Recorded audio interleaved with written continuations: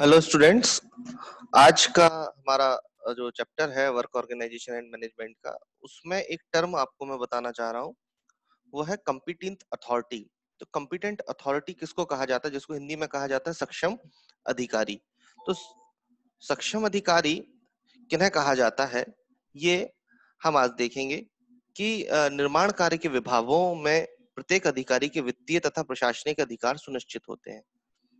प्रत्येक अधिकारी उसको प्रदत्त अधिकारों के अनुसार ही कार्यों का संचालन करते हैं।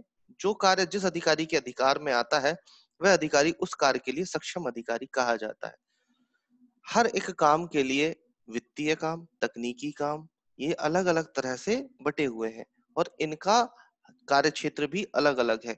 तो वो कार्य जिस अधिकारी से संबंधित होगा, तो वह उस कार्य के लिए सक्षम अधिकारी कहलाएगा, कॉम्पिटेंट अथॉरिटी। ठीक है ना। जैसे मान लीजिए कि अगर कहीं कोई वित्तीय के समस्या के काम कुछ काम है, तो वहां पर जो अधिकारी होगा वो फाइनेंस का होगा, तो वहाँ कॉम्पिटेंट अथॉरिटी फाइनेंस डिपार्टमेंट होगा। और जहां पर कंस्ट्रक्शन का है, तो वहाँ इंजीनियरिंग डिपार्टमेंट कॉम्पिटेंट अथॉरिटी होगा, या जो भी अधिकारी वहां का हेड होगा या जो भी इंचार्ज होगा, वो उसका कॉम्पिटेंट अथॉरिटी कहलाएगा। ठीक है, तो ये बात आपको समझ में आ गई हुई। कई बार एग्जाम्स में पूछा जाता है कि कॉम्पिटेंट अथॉरिटी क्या होता है। ठीक है ना। तो एक एग्जाम्पल दिया हुआ है इधर किताब में कि उदाहरण के लिए एक प्राक्कलन यानी एस्टीमेट जो कि 5 रुपए से कम लागत का है, को तकनीकी स्वीकृति देने के लिए कार्यपालन यंत्री अ, अधिकृत है। यानी कि 5 लाख रुपए से कम का काम है, 5 लाख रुपए तक का काम है, तो वो कौन दे सकता है आपको? वो आपको दे सकते हैं आपके जो एग्जीक्यूटिव इंजीनियर है, कार्यपालन यंत्री दे सकते हैं। ठीक है ना। अतः प्राक्कलन को तकनीकी स्वीकृति देने के लिए कार्यपालन यंत्री को सक्षम अधिकारी माना जाएगा। इसी प्रकार अन्य कार्यों के लिए तथा शक्तियों के संबंध में माना जा सकता है। तो जब जिस स्तर का काम होगा, जिस तरह का काम होगा, उसके लिए कॉम्पिटेंट अथॉरिटी उसके अनुसार हो जाएगी। ठीक है। चलिए, हमने अभी बात कर ली थी कॉन्टेक्चुअल मेथड और डिपार्टमेंटल मेथड की। आज हम बात करेंगे उसकी advantages and disadvantages of contractual and departmental methods. ठीक है। चलिए, तो स्वाभाविक सी बात है कि कुछ लाभ होंगे और कुछ हानियां होंगी। ठीक है ना। तो आप अपनी किताब देखेंगे तो कई तरह से, आप पुराने साल के पेपर देखेंगे तो ये वाले प्रश्न पूछे जाते हैं कि कॉन्ट्रैक्ट सिस्टम कराने से क्या लाभ है और क्या हानियां हैं। तो पहले अपन बात करते हैं कि क्या लाभ है कॉन्ट्रैक्ट सिस्टम की। डिपार्टमेंटल सिस्टम की बात नहीं कर रहे हैं अभी, अपन अपन बात कर रहे हैं किसकी? कॉन्ट्रैक्ट मेथड की या कॉन्ट्रेक्चुअल सिस्टम की। कि कॉन्ट्रैक्ट मेथड से या कॉन्ट्रैक्ट सिस्टम से अगर आप काम कराते हैं, तो आपको क्या लाभ होता है और क्या हानि होती है। तो पहले बात करते हैं हम लाभ, एडवांटेजेस की। कि एक विभाग को छोटा संगठन चाहिए, मतलब आपको जो है वो संगठन बड़ा छोटा चाहिए। ठेके पर कार्य कराने की दशा में विभाग की जिम्मेदारियां बहुत हद तक घट जाती हैं, क्योंकि कार्य संपन्न कराने का सारा भार ठेकेदार का होता है। जैसा मैंने आपको एग्जाम्पल में भी बताया था कि सारा काम कौन करेगा? ठेकेदार करेगा। आपको केवल क्या करना है? सुपरविजन करना है। तो आपको बहुत सारे लोगों की जरूरत नहीं है। एक व्यक्ति यहाँ का सुपरविजन भी कर सकता है, यहाँ से दूर कहीं दूसरी साइड का भी कर सकता है। तो इस तरह से आपका सुपरविजन का कार्य बस विभाग के पास रह जाता है, बाकी सारे जिम्मेदारियां किसके ऊपर हो जाती है? ठेकेदार के ऊपर हो जाती हैं। अतः विभाग का कार्य के निरीक्षण तथा ठेकेदार को समुचित मार्गदर्शन देने का रह जाता है। इस सबके लिए विभाग को बहुत अधिक संख्या में अकुशल, अर्धकुशल अथवा कुशल श्रमिकों की आवश्यकता नहीं होती। विभाग को केवल तकनीकी व्यक्तियों की आवश्यकता होती है। अतः विभाग का कार्य एक छोटे संगठन से भी भली प्रकार चलाया जा सकता है। मतलब बहुत सारे लोगों की जरूरत नहीं है, बहुत सारी लेबर नहीं चाहिए, बहुत सारे आपके स्किल्ड नॉन स्किल्ड, है ना, लेबर्स, ये कुछ भी नहीं चाहिए। क्योंकि वहां सिर्फ कितने लोगों की जरूरत है? टेक्निकल लोगों की जरूरत है, जो जाके वहां पर गाइड कर सके और जो काम हो रहा है उसको सुपरवाइज कर सके। ठीक है ना। तो ये पहला एडवांटेज है, उसको डिपार्टमेंट को बहुत छोटा सा ऑर्गेनाइजेशन चाहिए। छोटा ऑर्गेनाइजेशन होगा तो उनको उतनी सैलरी कम देना पड़ेगी, आपका कंट्रोलिंग पावर अच्छा रहेगा। डिपार्टमेंट बहुत बड़ा हो जाता है तो काम बहुत ज्यादा फैल जाता है, लोग बाग बहुत सारे हो जाते हैं और उतना काम नहीं होगा, तो अनावश्यक जो है वो संगठन जो है, ऑर्गेनाइजेशन है, वो छोटा आप कर सकते हैं। ठीक है। निर्माण की लागत को सीमा में रखा जा सकता है। कॉन्ट्रैक्ट सिस्टम से कार्य कराने के लिए हम क्या करते हैं? टेंडर इनवाइट करते हैं, बाजार से टेंडर से बुलाया जाता है। जैसे कोई काम कराना है अपन को, तो उनसे पूछा जाता है कि भाई ये काम कितने का है। उदाहरण के तौर पर मुझे एक कोई काम कराना है जिसकी लागत 1 लाख रुपए है, उदाहरण के लिए बता रहा हूँ मैं, केवल 1 लाख, कि 1 लाख रुपए है, मैं उसके टेंडर बाजार में दूंगा, तो जो ठेकेदार है उनमें आपसी कंपटीशन होता है। तो कहता है कोई कि नहीं साहब मैं तो ये काम 90,000 में कर दूंगा, कोई काम कहेगा कि मैं 80,000 में कर दूंगा, कोई कहेगा मैं 85,000 में करूंगा। तो हमारे पास बहुत सारे ऑप्शंस आ जाते हैं और हम कॉस्ट को लिमिट कर सकते हैं।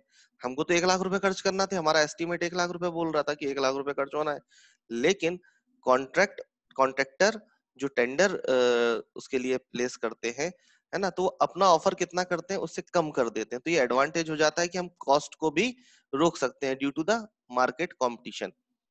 ठेका पद्धति पर कार्य कराने के लिए ठेका देने के पूर्व खुले बाजार में निविदाएं आमंत्रित की जाती हैं तथा सबसे कम दरों पर कार्य करने वाली संस्था को कार्य सौंपा जाता है, अतः लागत में कमी आती है। ठेके की राशि के पूर्व से निर्धारित रहती है, अतः व्यय की सीमा भी बंधी रहती है। मैंने पहले ही डिसाइड कर दिया है कि 1 लाख रुपए तक का काम है, उसके बाद ये डिसाइड हो गया है कि आपने एक काम 80,000 रुपए में लिया है, तो 80,000 रुपए से ऊपर तो अब आपको जाना नहीं है, तो 20,000 रुपए तो आपके यहाँ बच गए। तो ये एडवांटेज हो जाता है, चूंकि ओपन मार्केट में कंपटीशन होता है, तो वो बहुत लीस्ट प्रॉफिट पे भी काम करने के लिए कई बार एजेंसियां तैयार हो जाती हैं।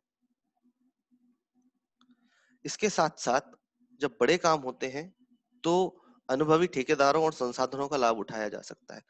विभाग के पास सारे सामान के संसाधन नहीं होते हैं, ना तो सारी चीजें उनके पास होती हैं, ना ही उनके पास सारा कुछ ये होता है कि सारी मशीनरी है। मान लीजिए वाटर टैंक बनाना है किसी प्रोजेक्ट में, तो वाटर टैंक का जो अपना इसका फोल्डिंग्स है, जो उसका सेंटरिंग शटरिंग है, वो पूरा डिफरेंट होता है बिल्डिंग मटेरियल से। या रोड प्रोजेक्ट है तो रोड के लिए जो इक्विपमेंट्स चाहिए वो बिल्कुल डिफरेंट है बिल्डिंग से। लेकिन कॉन्ट्रैक्टर्स क्या होते हैं, वो स्पेसिफाइड होते हैं, कोई वाटर टैंक का ही काम करता है, कोई रोड प्रोजेक्ट का ही काम करता है, कोई बिल्डिंग का काम करता है। तो उनके पास उनके संसाधन और जो भी हमको आवश्यक चीजें हैं उनके पास समुचित उसमें रहती हैं, और वो उसी काम को करते करते काफी अनुभव ले लेते हैं, तो इस कारण से उनके अनुभव का लाभ भी हमें अपने काम में प्राप्त होता है। ठीक है ना। प्राय नवीन तकनीकों की जानकारी विभागों में नहीं पहुंच पाती है, अतः ठेके की कार्य प्रणाली अपनाने पर विशिष्ट तथा वृद्ध कार्यों को संपन्न करने हेतु अनुभवी ठेकेदारों तथा संसाधनों की सहायता ली जा सकती है। जैसा मैंने कहा ना कि जो व्यक्ति प्राइवेट काम कर रहा है वो फट से कोई नई इक्विपमेंट ले लेगा।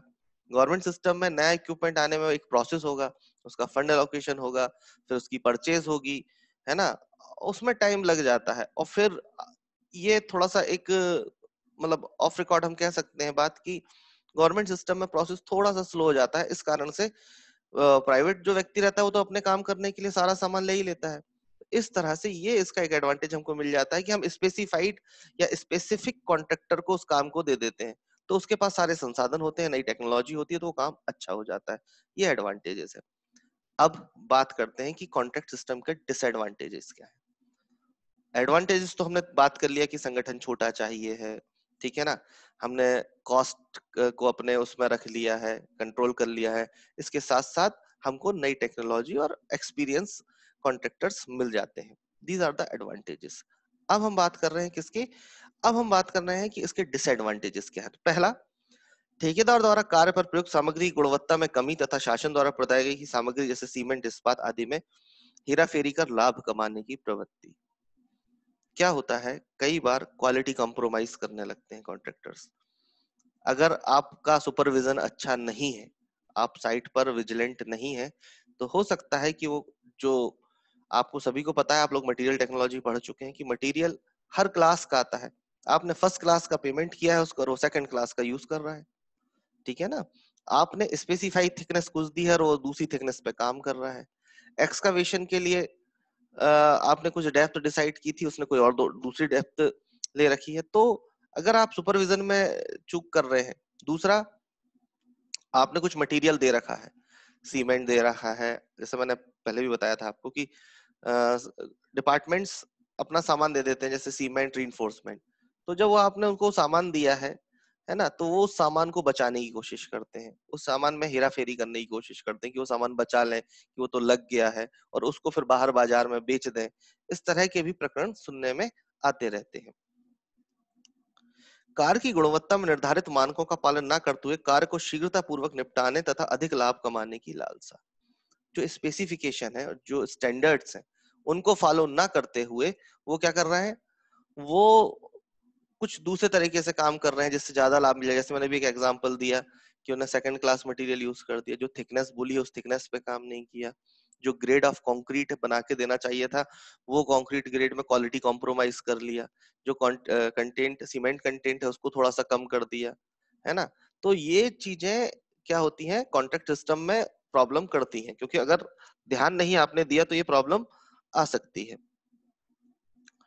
कई बार क्या होता है कि कॉन्ट्रैक्टर्स बहुत जगह के काम ले लेते हैं, तो क्षमता से अधिक काम ले लेते हैं, तो वो उस काम को उनको जगह जगह उनका रिसोर्सेज बट जाते हैं, तो काम में आपके देरी होने लगती है, क्योंकि साधन तो उनके पास उतने ही है ना। अगर सपोज करिए कि उसके पास एक मिक्सर है और उसी दिन कहीं दूसरी जगह की छत डल रही होगी, तो कंक्रीट मिक्सर वहां चला गया उसका। अब यहाँ पर आपके यहाँ भी उसी दिन छत डलना है, तो फिर वो क्या काम उसने ज्यादा ले लिया है।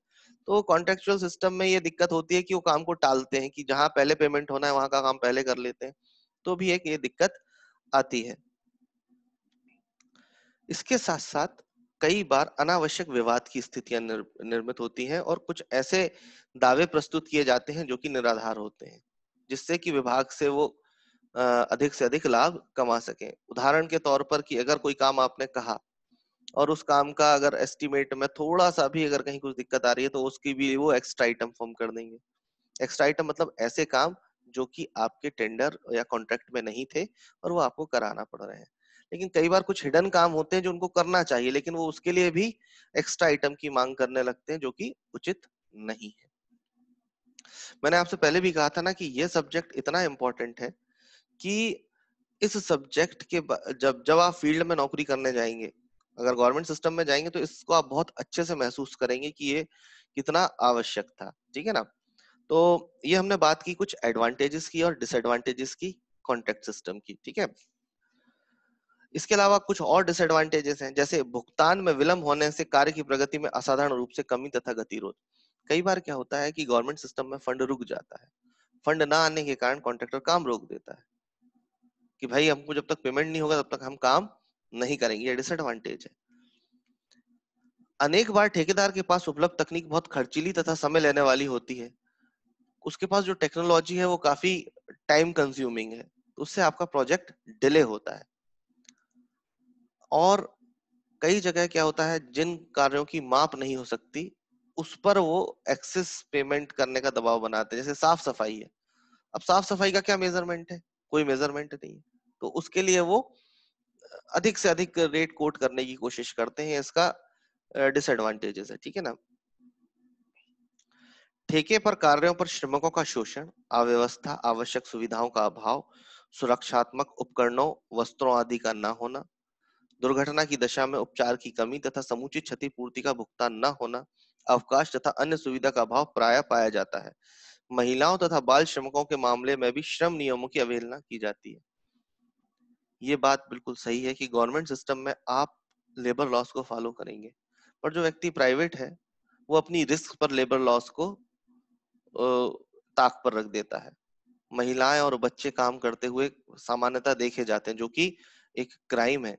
बाल श्रमिक अधिनियम के अंतर्गत आप बच्चों से काम नहीं करा सकते हैं, लेकिन आपने देखा होगा कि कॉन्ट्रैक्टर साइट पर जहाँ कॉन्ट्रैक्टर के वहां कुछ छोटी उम्र के बच्चे महिलाएं काम करते हैं, है ना। तो ये जो एक शोषित व्यवस्था भी इस सिस्टम में कई जगह देखी जाती है। सभी के लिए लागू नहीं है, लेकिन अधिकतर जगहों पर यह देखा गया है कि अधिकांश महिलाएं काम कर रही हैं और बच्चे काम कर रहे हैं, जो कि नियम विरुद्ध है। और इसके साथ साथ उनकी जो अधिकार है उनको भी सुरक्षित रखने का उत्तरदायित्व होता है श्रम नियम के अनुसार, लेकिन उसका भी पालन नहीं किया जाता है। ये एक अपन यहाँ पर कह सकते हैं कि ये ह्यूमैनिटी का मैटर है कि कॉन्ट्रैक्ट सिस्टम में इस तरह के भी दोष देखने में आए हैं। ठीक है। ऐसे कार्यों जिनमें लाभ कम तथा हानि की अधिक संभावना अधिक हो, ठेकेदारों द्वारा रुचिपूर्वक नहीं किए जाते था, इन्हें समय पर पूरा होने में सदैव शंका बनी रहती है। कुछ आइटम ऐसे रहते हैं, जैसे मान लीजिए कि बारिश के समय रेत महंगी हो जाती है, तो अगर कुछ ऐसा काम है जहाँ फिलिंग का काम है, तो वो काम नहीं करेंगे, क्योंकि उसमें अब जब उन्होंने रेट कोट किया था तब कुछ और रेट किया था, अब रेट कुछ और कर रहे हैं, तो वो उस चीज को अवॉइड करते हैं जिसमें उनको नुकसान है।